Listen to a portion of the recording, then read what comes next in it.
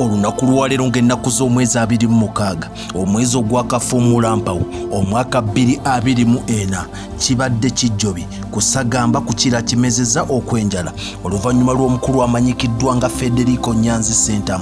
Olunaku lwaleero kasookedde beekwata Kigwo ne mwana munne amanyikiddwa nga Majorini Namukisa Katumba emyaka 23 bweddu emabega bano nga basisinkana mu mwaka gwa 1998 era njogera bino ng'ompuliriza balina abaana 11 beddu.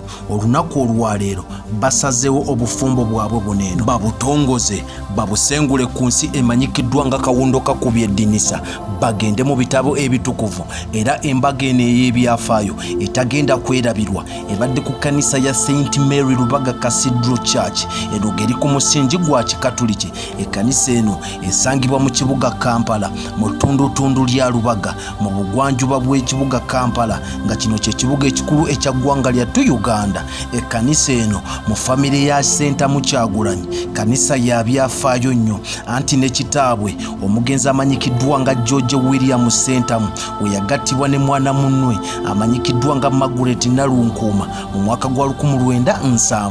Tekyakomaawo n'omukulu amanyikiddwa nga Robert Kyagulanyi Ssentamu mu mwaka gwa 2011 naye ke kasozi ke kamu ke yayambuka okufuna ebirayiro ebitukuvu mu bufumbo bwe ne mwana munne amanyikiddwa nga Babula Itungo Kyagulanyi. Abatatera kwerabira mangu nganze mujjukira embaga eno eya mukulu Federico Nyanzi ng'ono yakulira enteekateeka ezimanyikiddwa nga eza kunga kyatondwawo okugenda nga bazuukusa nga bwe bakiyita bannayuganda ku nteekateeka yaabwe ey'okuggyako Pulezidenti Yoweri Kaguta Museveni tibuhaabulwa yali erina okubeerawo mu mwaka gwa 2022 omwezi gwa mukulukusa bitungotungo nene etasobola kubaawo oluvannyuma lw'ekimbe ekyali kimanyikiddwa nga COVID-19 ekyali kifuuse baana baliwo ekyatuteeka ku muggalo wamu n'obutakkirizibwa kutaayayaya na kutegeka mikolo egy'enjawulo kubanga okwanjulwa kwa Federico kwaliwo mu mwezi gwa Mugulansigo ng'ennaku z'omwezi 24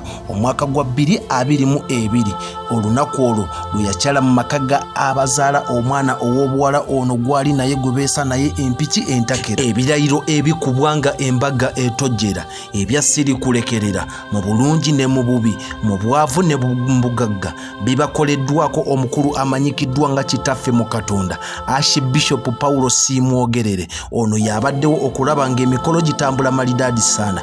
Omukulembeze w'ekibiina ekimanyikiddwa nga National Unity Platform talutumiddwa mwana anti naye abaddewo nga omukolo agw'otabuliro. Omukulu amanyikiddwa nga His Excellency Robert Kyagulanyi Ssentamu mu ndongo amanyikiddwa nga Bobi Wine kussa ne kabiite we Babula Itungo Kyagulanyi. Njagala nkujjukize nti Federico Nyanzi ye mukulu w'abaana baneeno okuli Bobi Wine, Mick Wine, Banjoman kosa n'abalala bangi. Abaana abakazibwako nga bafuutu soldiers mu Luganda b'osobola okutaputanga abajaasi ab'ebigere babaddewo era omukolo bagwefuze anti ne combatisi zaabwe zonna zibaddewo ne balyoka bagugiriza omukolo guno wamma ne gunyuma. Oluvannyuma lw'okugattibwa ku kasozi waggulu e Lubaga basembeza abagenyi baabwe ku kifo ekisanyukirwamu ekimanyikiddwa nga Freedom City nga no kisangibwa ku Ntebe Road nga wakavaako ku nkulu ey'ekibuye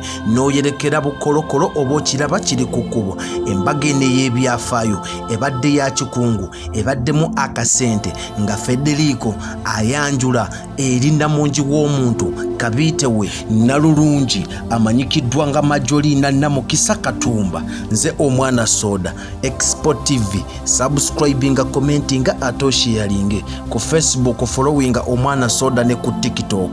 Ngenda kutuusaako emboozi ndala nkuyanja zikyajja negattaako twagalize abafumbo baneeno obufumbo obw'essanyu kuba emyaka munnange gye bawangadde gibadde nnyingi nnyo okukira obugulu bw'eggongolo. Mukama Katonda Namugere Kaddunda abongerezzeko emirala nga bwe gwali era bwe guliba olubeerera kaakano emirembe gyonna.